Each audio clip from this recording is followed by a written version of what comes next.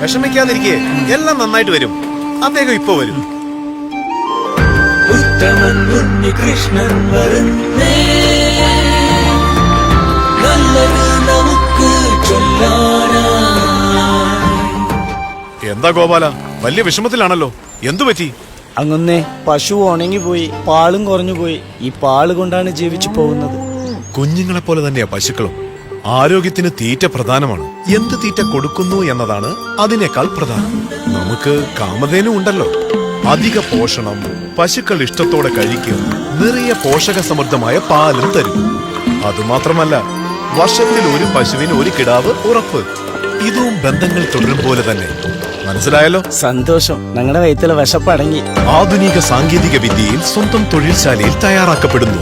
40 വർഷത്തെ അനുഭവ സമ്പത്തോടുകൂടി RGS Kamadhenu super കാലിത്തീറ്റ. പാലിന് കുറവില്ല, സന്തോഷത്തിന് അതിരില്ല.